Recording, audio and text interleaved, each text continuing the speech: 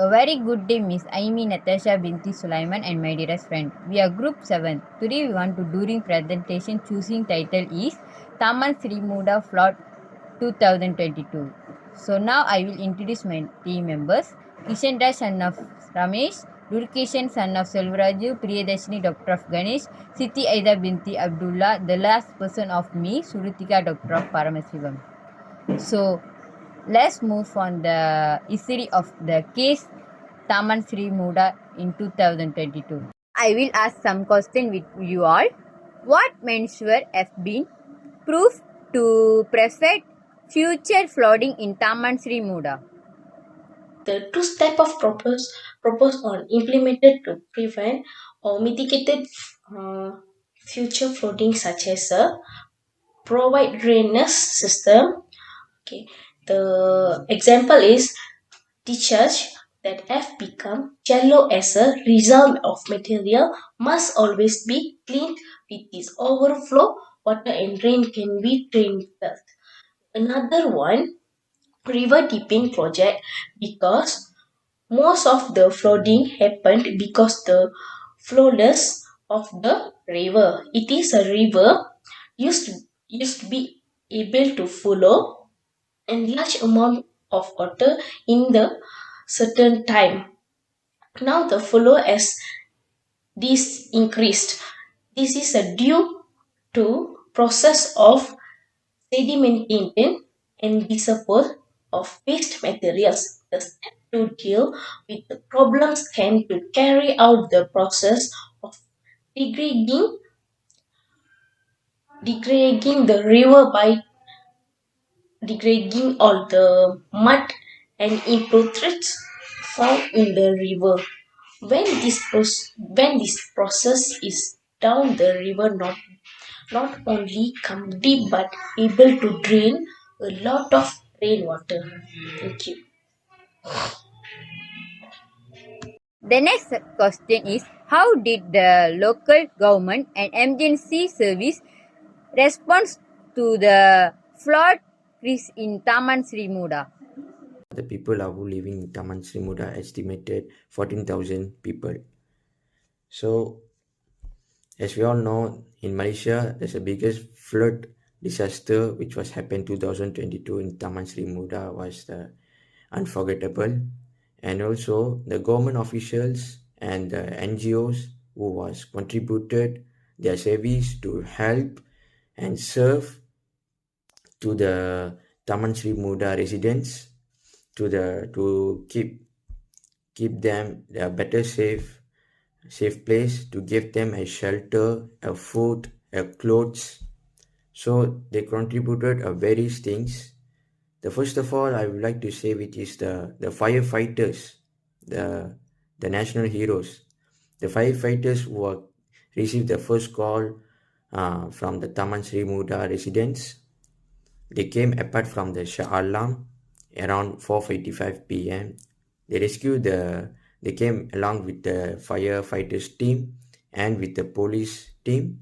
They came and then they contribute and then they rescue the people who were affected in Taman Sri Muda flood, and then they keep them at the one safest place, give them a shelter so they might not impact and then they may not affected by the flood.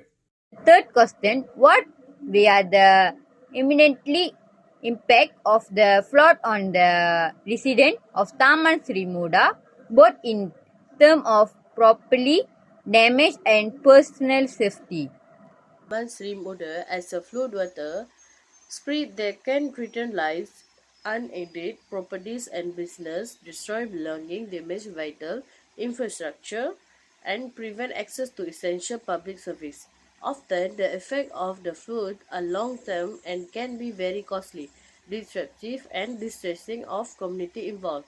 The most immediate threat of the flood is to people who couch on foot and traveling in vehicle in affected area.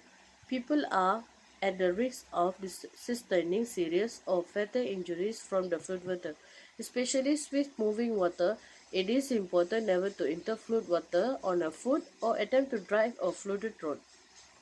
And one of the most significant impact of the flood is the damage to destruction of home and personal belonging. This is often result in grief, stress, and sadness over the lost irreplaceable position of built inequality. For some, there are added long-term difficulty of claiming insurance and finding resources to repair, rebuild, or relocate following the flood.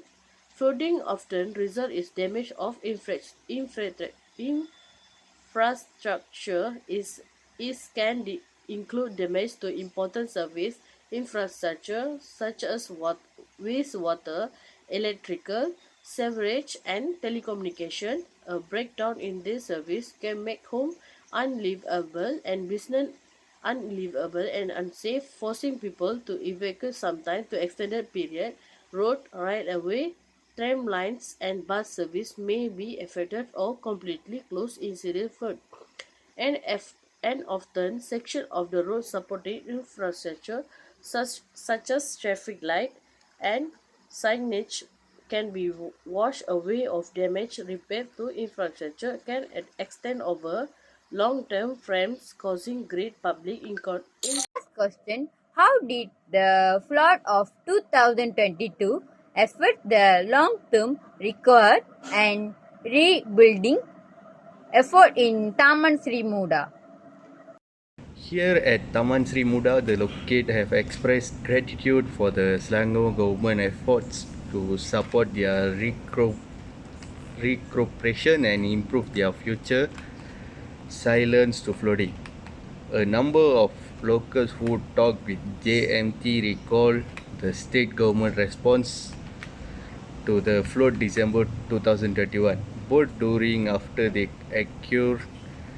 Ganapati Rao, the Klang MP, will no longer be running for office in the next state election.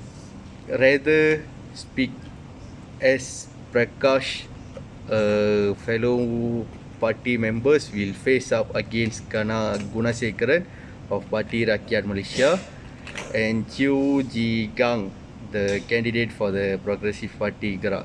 Chanti hopefully that Progressive Party newly elected assemblyman will continue uphold his stellar record, constitute and be just industrious as Ganapati Rao. Conclusion: the Taman Muda flood in 2022 is a natural disaster that caused great damage and hardship to the local population. The incident was caused by continued heavy rain, resulting in the draining system not being able to handle the high amount of water. Thus, flood subjugated resident area, damaged property, and required immediate action from the authorities to prove relief and recover. This is inflation and early warning system to reduce the impact of similar incident in the future. So that's all we are presentation. Thank you for the learning, Miss Aimi Natasha binti Sulaiman and my dearest friend.